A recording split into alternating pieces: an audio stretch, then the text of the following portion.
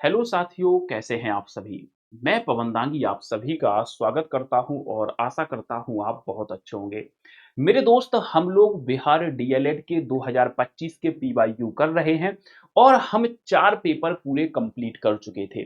मैंने आपसे वादा किया था, प्रॉमिस किया था कि मैं धीरे-धीरे करके सारे पीवाईक्यू खत्म करा दूंगा 2025 के। कहा जाता है धीरे-धीरे रे मना धीरे सब कुछ होए, माली सींचे सौ घड़ा, ऋतु आए फल होए। तो मैं 2025 के पूरे पीवाईक्यू करा दूंगा, ये मेरा आपसे वादा है। 4 हम लोग कर चुके हैं, प्लेलिस्ट में डले हुए हैं।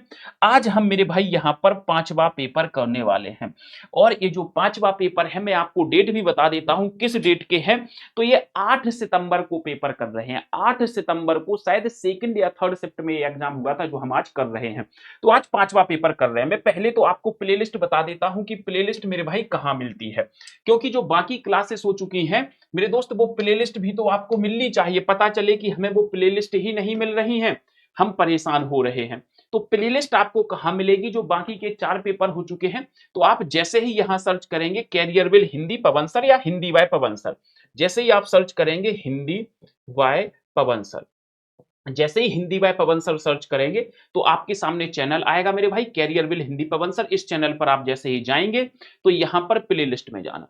प्लेलिस्ट में जैसे ही जाओगे तो ये पड़ी है बिहार डीएलएड 2026 के पीवाईक्यू। तो इस पे जैसे ही जाओगे तो ये देखो 4 पेपर हो चुके हैं, 1 2 3 4, 4 पेपर हो चुके हैं। और मेरे भाई आज का 5वां पेपर भी हम लोग शुरू करने जा रहे हैं। तो चलिएगा स्टार्ट करते हैं और आज के इस सेशन को देखते हैं आपको क्या करना।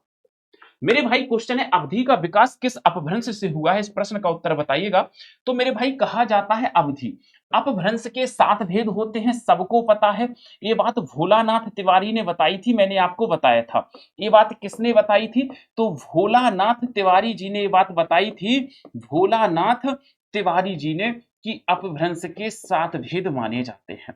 मेरे भाई अवधि से अवधि का विकास किस अवधि, एबीसी अवधि, वघेली, छत्तीसगढ़ी, ये तीनों पूर्वी हिंदी के अंतर्गत आती हैं और पूर्वी हिंदी का विकास अर्धमागधी अपभ्रंश से हुआ है।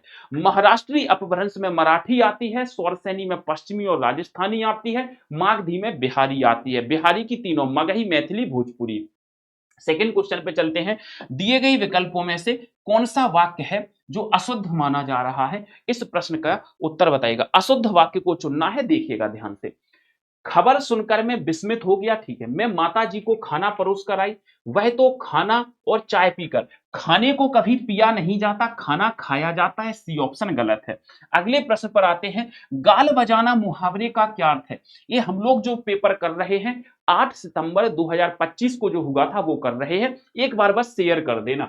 गाल बजाना मतलब होता है ढींग हाँकना, बिल्कुल कह सकते हैं मेरे भाई ढींग हाँकना। अगले प्रश्न पर चलते हैं। हाथ पैर में कौन सा समास माना जाता है?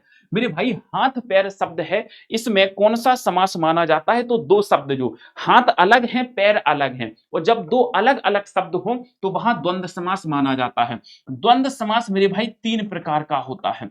द्वंद्व समास 3 प्रकार का होता है। इतरेतर द्वंद्व, समाहार द्वंद्व, वैकल्पिक द्वंद्व।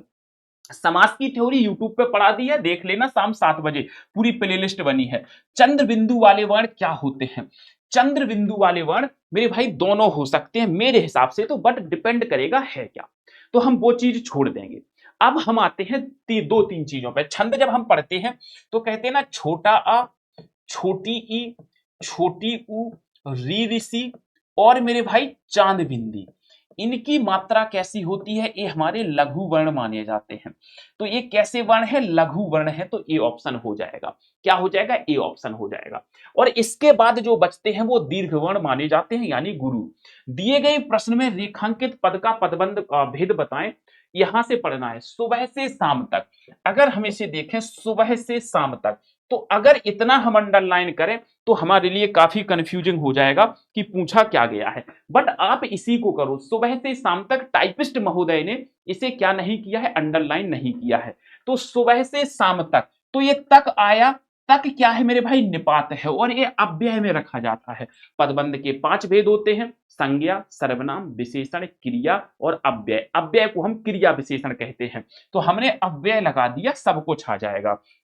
अगले प्रश्न पर, तरनी तनूजा तट तमाल तरुवर बहुछाए, इन पंक्तियों में कौन सा अलंकार माना जाता है? तो मेरे दोस्त, जहां पर फोटोकॉपी की बात होती है वो अनुप्रास होता है। एक फोटोकॉपी, दो फोटोकॉपी, तीन फोटोकॉपी, चार फोटोकॉपी, अनुप्रास। और अनुप्रास में भी कौन सा होता है मेरे भाई? वृत्यानुप्रास। अनुप्रास में भी कौन सा माना जाता है मेरे भाई? वृत्यानुप्रास माना जाता है। छेकानुप्रास में एक फोटोकॉपी होती है, वृत्यानुप्रास में एक से ज्यादा। अनुप्रास अलंकार के कितने भेद होते हैं? तो मेरे भाई अनुप्रास अलंकार के 5 भेद माने जाते हैं। उत्प्रेक्षा अलंकार की ट्रिक नहीं लगी, उपमा की नहीं लगी, श्लेष में 2-3 शब्द हमें लास्ट में चाहिए होते हैं। 8वें प्रश्न पर, पुष्प खिले अभी प्रसन्न हो गए, वाक्य का संयुक्त वाक्य। हमें इस वाक्य को संयुक्त वाक्य में बदलना है। किसमें बदलना है? संयुक्त वाक्य में। मेरे भाई ट्रिक याद करो। ट्रिक क्या याद करो कि सर जहां पर की आ जाए, जहां पर क्योंकि आ जाए, की आ जाए, क्योंकि आ जाए, जहां पर जो आ जाए, या जो का कोई रिलेटिव आ जाए, ये ट्रिक किसकी होती है मेरे भाई? मिश्र वाक्य की मानी जाती है। ये ट्रिक किसकी मानी जाती है मेरे भाई? मिश्र वाक्य की। तो अगर मैं देखूं कि ये जो है इसका कोई रिलेटिव भी आ जाए तो भी मिश्र वाक्य होता है, ज्यों, जैसे, जिसे, रिलेटिव। तो ये जो का रिलेटिव है।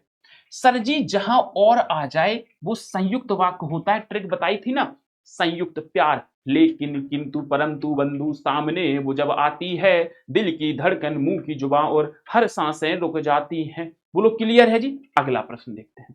9वें प्रश्न पर, वाणिक छंदों में किसका विचार होता है? वाणिक छंदों में किसका विचार माना जाता है? इस प्रश्न का उत्तर कीजिएगा। वाणिक छंदों में किसका विचार होता है? तो अगर मैं देखूंगा आपसे और कहूं कि वाणिक छंदों में मेरे भाई मात्रा का और वर्ण का, देखो मात्रिक छंद में मात्राओं का होता है, वाणिक छंद में मात्राओं का होता है क्या सर? बिल्कुल भी नहीं। वाणिक छंद में मात्रा होती नहीं है, सब कुछ वर्ण का होता है। अगले प्रश्न पर, अगला प्रश्न देखना क्या कहा जा रहा है। मानो कठिन आंगन चली, ताते राते पाए, इस पंक्ति में कौन सा अलंकार माना जाता है? इन पंक्तियों में मेरे भाई अलंकार बताना है। अब देखो ये प्रश्न आपके डीएलएड में आए हैं और तुम बताओ कि क्या नहीं पढ़ाया मैंने? तो रोज पढ़ा रहा हूं।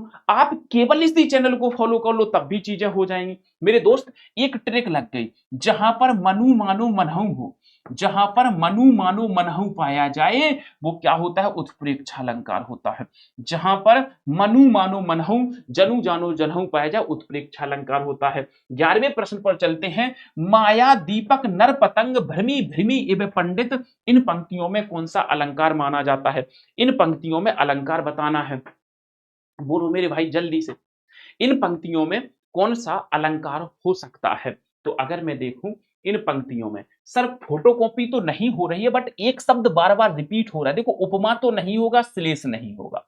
अनुप्रास में लाटानुप्रास में जा सकता है बट अन्वय करने पर अर्थ में थोड़ा सा परिवर्तन आ जाता है, तो ये हम पुनरुक्ति प्रकाश कह सकते थे। बट माया दीपक नर पतंग, ये ज्यों का त्यों, रूपक में, उपमेय और उपमान में कोई भेद ना होना। अगले प्रश्न पर चलते हैं। रूपक अलंकार का उदाहरण कौन सा है? दिए गए विकल्पों में से रूपक अलंकार का उदाहरण बताना है। चारु चंद की चंचल किरणें, सर फोटोकॉपी, फोटोकॉपी। तू मुहन के उर्वशी, एक शब्द दो बार यमक अलंकार। ब्रस भानुजा, एक शब्द के एक से ज्यादा मीनिंग श्लेष अलंकार। मन सागर मनसा लहरी, बूढ़े वह अनेक। डी ऑप्शन मेरे भाई इसका हो जाएगा। डी ऑप्शन रूपक अलंकार हो जाएगा। ब्रस भानुजा राधा और बैल की बहन गाय, हलधर किसान और बलराम भैया। उर्वशी हृदय में बसना, और एक उर्वशी होती है वो वाली कौन सी? जो अप्सरा का नाम था। अगले प्रश्न पर आते हैं जी। इस प्रश्न को उत्तर कैसे करना है? अच्छा ये खत्म नहीं हुआ है, आगे होगा। और श्री गणेश शंकर विद्यार्थी एक महान देशभक्त के साथ क्या थे? गणेश शंकर विद्यार्थी एक महान देशभक्त तो थे ही, उसके साथ क्या थे? तो महान देशभक्त तथा पत्रकार। तो महान देशभक्त थे और क्या थे? पत्रकार थे। क्या है? क्या थे? पत्रकार। तो देशभक्त और पत्रकार थे, तो डी ऑप्शन हो जाएगा। अगला प्रश्न। वीर तुम बड़े चलो, धीर तुम बड़े चलो, हाथ में ध्वजा रहे, बाल दल सजा रहे, ये दल कभी रुके नहीं, ये ध्वज कभी झुके नहीं, इन पंक्तियों में कौन सा काव्य गुण माना जा रहा है? इन पंक्तियों में कौन सा मेरे भाई काव्य गुण माना जा रहा है? इस प्रश्न का उत्तर कीजिएगा। तो मेरे भाई यहां वीरता की बातें हो रही हैं, और जहां वीरता की बातें होती हैं मेरे भाई, वो ओज गुण माना जाता है। कौन सा गुण माना जाता है? ओज गुण। ओज गुण में कौन सी रीति होती है? तो ओज गुण में मेरे भाई गौड़ी रीति पाई जाती है। कौन सी रीति पाई जाती है? गौड़ी रीति पाई जाती है। माधुर्य गुण में वैदर्भी रीति पाई जाती है। माधुर्य गुण में वैदर्भी। प्रसाद गुण में पांचाली रीति पाई जाती है। प्रसाद गुण में मेरे भाई पांचाली रीति पाई जाती है। 15वें प्रश्न पर चलते हैं। क्रिया के आधार पर वाक्य के कितने भेद होते हैं? क्रिया के आधार पर वाक्य के कितने भेद माने जाते हैं? बोलो जी। क्रिया के आधार पर वाक्य के कितने भेद होते हैं? 4 भेद। वाक्य के भेद, क्रिया के आधार पर वाक्य के भेद। अच्छा, मैं इसका उत्तर बता रहा हूं, 3 भेद होते हैं। क्या तुम मुझे इन तीनों भेदों के नाम बताओगे? जल्दी से बताओ, बताओगे? शांत रस का स्थायी भाव क्या होता है? शांत रस का स्थायी भाव मेरे भाई क्या माना जाता है? दिए गए विकल्पों में से शांत रस का स्थायी भाव क्या हो सकता है? जल्दी से बोलो जी। दिए गए विकल्पों में से शांत रस का स्थायी भाव, तो शांत का स्थायी भाव निर्वेद होता है, सम होता है, और मेरे भाई क्या माना जाता है? वैराग माना जाता है। और क्या माना जाता है मेरे भाई? वैराग माना जाता है। कितना माना जाता है मेरे भाई? वैराग माना जाता है। तो शांत का निर्वेद सम वैराग, ए ऑप्शन। 17वें प्रश्न पर आते हैं। संवाद में सबसे महत्वपूर्ण क्या होता है? संवाद में सबसे ज्यादा महत्वपूर्ण क्या माना जाता है? जल्दी से बोलो जी। संवाद में सबसे महत्वपूर्ण क्या माना जाता है?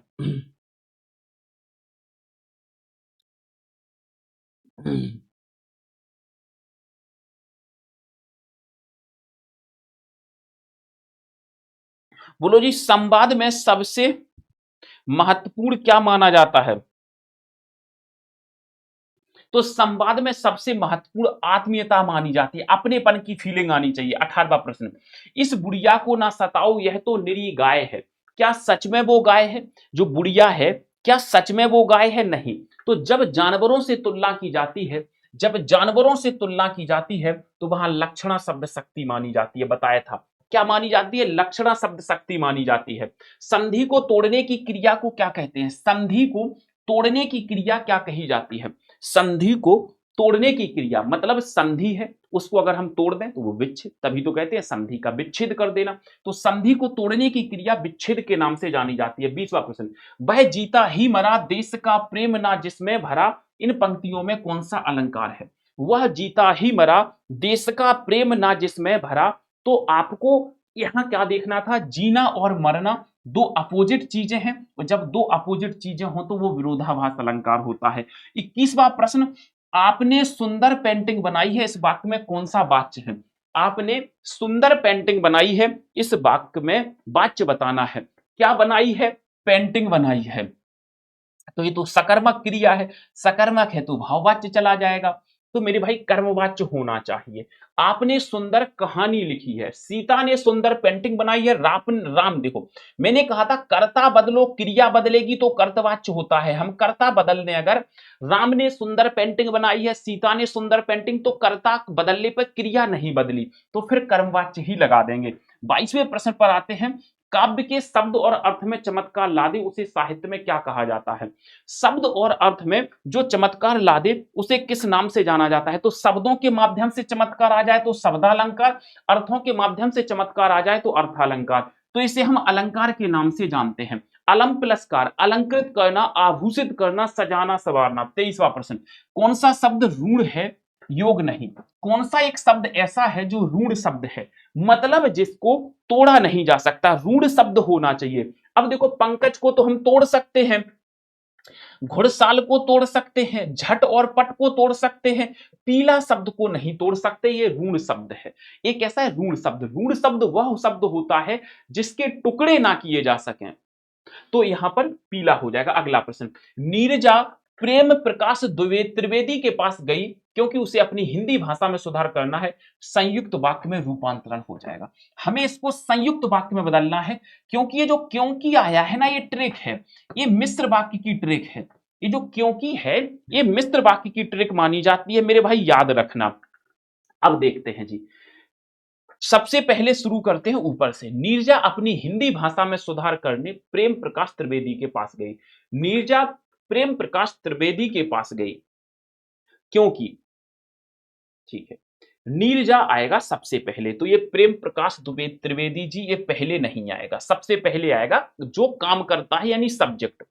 तो ये सी भी गया। नीरजा गई ना, मैंने कहा मैं कहां पढ़ता हूं, मैं कहा, तो सबसे पहले अपनी बात, मध्यम पुरुष, तो दो ऑप्शन गए। नीरजा अपनी हिंदी भाषा में, नीरजा के पास गई क्योंकि उसे अपनी हिंदी भाषा में सुधार करना है। ठीक है, हिंदी भाषा में सुधार करने प्रेम। नीरजा को अपनी हिंदी भाषा में सुधार करना है। देखो यहां पर कोई भी हमें कनेक्टिंग वर्ड नहीं मिला, हमें यहां पर कोई भी कनेक्टिंग वर्ड नहीं मिला। कनेक्टिंग वर्ड यानी जो वाक्य को जोड़ रहा हो। मगर जब यहां पर देखा तो ये हमारी संयुक्त वाक्य की ट्रिक लग गई। लेकिन किंतु परंतु पर फिर भी और इसलिए अगले प्रश्न पर आते हैं 25वां। रहीमन पानी राखिए विन पानी सब सून, पानी गए ना उबरे मोती मानुष चून। मेरे भाई इसमें अगर आप देखें तो आप कहेंगे सर श्लेष अलंकार है, और श्लेष अलंकार में क्या होता है, एक शब्द के अनेक अर्थ होते हैं, यही तो होता है, एक शब्द के अनेक अर्थ होते हैं, एक शब्द के अनेक अर्थ होते हैं, और अनेक अर्थ होते हैं तो ये अनेक अर्थ किसमें निकलते हैं, तो ये जो अनेक अर्थ हैं ये मेरे भाई व्यंजना शब्द शक्ति में निकलते हैं। किस में निकलते हैं, व्यंजना शब्द शक्ति में निकलते हैं। मेरे भाई कैसा लगा आपको आज 8 सितंबर का पेपर करके, पूरी प्लेलिस्ट देख लेना मैंने बना दी है। और मेरे भाई किताब स्टॉक में आ चुकी है, मैं फिर कहूंगा ये अपनी किताब है, बेस्ट सेलर है, अभी स्टॉक में है मेरे भाई, तत्काल प्रभाव से खरीद लेना, तुरंत ऑर्डर कर दो, कभी भी आउट ऑफ स्टॉक हो सकती है, जब तक पेपर नहीं हो जाता इस किताब को रट लो। मेरे भाई किताब लेने के लिए आपको जनरली फ्लिपकार्ट पर जाना है, और मेरे भाई फ्लिपकार्ट पर मेरे भाई जाने के बाद आपको क्या करना है, सर्च करना है पवन सर हिंदी बुक। जैसे ही आप पवन सर हिंदी बुक सर्च करोगे तो यहां पर आप देखोगे बेस्ट सेलर में दिखाई देगी, ओहो आउट ऑफ स्टॉक, ओहो ओहो ओहो, तो ये अभी आउट ऑफ स्टॉक है, अभी आपको दिख जाएगी। सो मेरे भाई तुरंत ले लेना, बेस्ट सेलर बुक है। मैं फिर कहूंगा बार बार ऐसे मौके आपको नहीं मिलने वाले। बाकी पीडीएफ के लिए आप इस टेलीग्राम को ज्वाइन कर लीजिएगा। इस टेलीग्राम को जैसे ही आप ज्वाइन करोगे तो मेरे भाई तत्काल प्रभाव से आप मेरे साथ जुड़ जाओगे, यहाँ पीडीएफ मिल जाएगी। आज के इस सेशन को मैं यहीं पर विराम देना चाहूंगा। So thank you so much, bye bye, take care, best of luck, पढ़ते रहें, मुस्कुराते रहें, अपना और अपनों का ध्यान रखें, माता पिता का सम्मान करें, उनकी इज्जत करें, नाम रोशन करें, उनके सपनों को साकार करें। धन्यवाद।